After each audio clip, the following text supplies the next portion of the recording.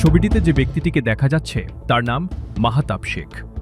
এবারের বিধানসভা নির্বাচনে তিনি মুর্শিদাবাদ জেলার ফারাক্কা আসন থেকে কংগ্রেসের প্রার্থী ছিলেন।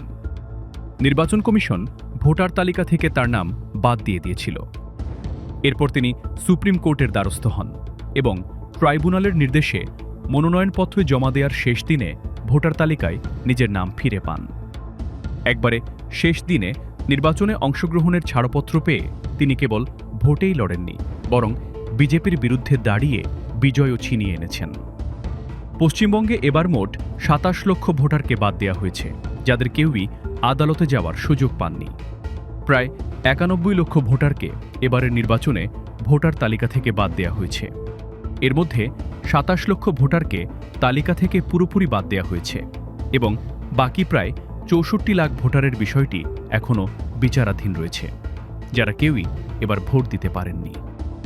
হঠাৎ করে বাদ দেয়া এই ২৭ লক্ষ ভোট এবং শেষ মুহূর্তে নির্বাচন কমিশন থেকে যুক্ত করে দেওয়া ৭ লক্ষ নতুন ভোট, সব মিলিয়ে এই সংখ্যাটি দাঁড়ায় প্রায় ৩৩ লক্ষ। আশ্চর্যের বিষয় হল, পশ্চিমবঙ্গে তৃণমূল কংগ্রেসের বিরুদ্ধে বিজেপির জয়ের ব্যবধানও ৩৩ লক্ষ। নির্বাচন বিশ্লেষকরা প্রশ্ন তুলেছেন, এটি কি কাকতালীয়ভাবে হয়ে গেছে, নাকি বড় কোনো গাণিতিক ছক এটির পেছনে কাজ করেছে? পাশাপাশি ইভিএম মেশিন নিয়েও ব্যাপক প্রশ্নবিদ্ধ হয়েছে নির্বাচন কমিশন।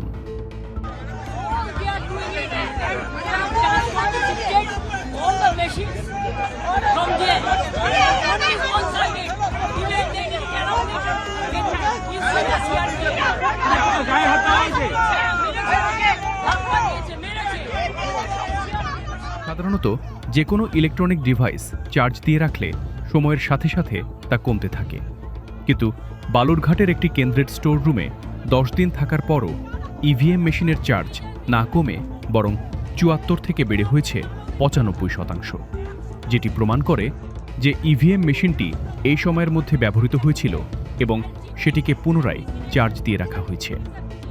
এই অস্বাভাবিক ঘটনাগুলো সাধারণ মানুষের মনে বড় ধরনের সন্দেহের জন্ম দিয়েছে। ভোট গণনার আগের রাতে গণনা কেন্দ্রগুলোতে ২ ঘন্টা লোডশেডিং এবং একযোগে অজস্র সিসিটিভি ক্যামেরা বন্ধ হয়ে যাওয়ার ঘটনা ইতোমধ্যেই প্রশ্নের মুখে পড়া এই নির্বাচনকে আরও প্রশ্নবিদ্ধ করেছে। তবে শুধুমাত্র ইভিএম মেশিন বা ভোটের হিসাবে তৃণমূলের এই পরাজয় হয়েছে, এটি বলাটা পুরোপুরি সঠিক হবে না। এর নেপথ্যে আরও বেশ কিছু কারণ কাজ করেছে। ২০২৪ সালের আগস্টে কলকাতার আরজি কর মেডিকেল কলেজ ও হাসপাতালে ৩১ বছরসী নারী চিকিৎসককে নৃশংসভাবে ধর্ষণ ও হত্যার ঘটনা ঘটে।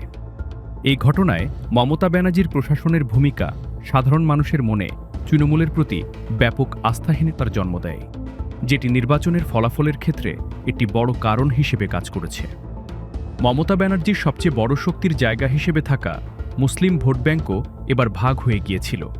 আসাদুদ্দিন ওয়াইসির দল অল ইন্ডিয়া মজলিসি ইত্তেহাদুল মুসলিমিন নির্বাচনে এককভাবে অংশ নেয়ার ফলে বিভক্ত হয়ে যায় মমতার মুসলিম ভোট ব্যাংক। তৃণমূলের লক্ষ্মীর ভাণ্ডারের পাল্টা পদক্ষেপ হিসেবে বিজেপি যখন মাসে ৩,০০০ টাকা দেওয়ার প্রতিশ্রুতি দিয়েছিল, তখন অনেক নারী ভোটারই সেদিকে ঝুঁকে গেছেন। আবার নির্বাচন কমিশন ও পুলিশ প্রশাসনের ভূমিকা এবং একই সাথে কেন্দ্রীয় সরকারের সরাসরি হস্তক্ষেপ পুরো নির্বাচনী প্রক্রিয়ার ওপর বড় ধরনের প্রভাব ফেলেছে। এবং কল্যাণীতে ধরা পড়েছে 7টা মেশিন, যেখানে কোনো মিল নেই। এটা টোটাল ফোর্স, পুলিশ সেন্ট্রাল ফোর্সকে দিয়ে চারিদিকে তৃণমূল কংগ্রেসের উপর অত্যাচার করছে, অফিস ভাঙছে, জোর করে দখল করছে। এসআইআর নামে আপনারা দেখেছেন ভোট লুট করেছে, যাতে যে সিটগুলো জিততে পারে।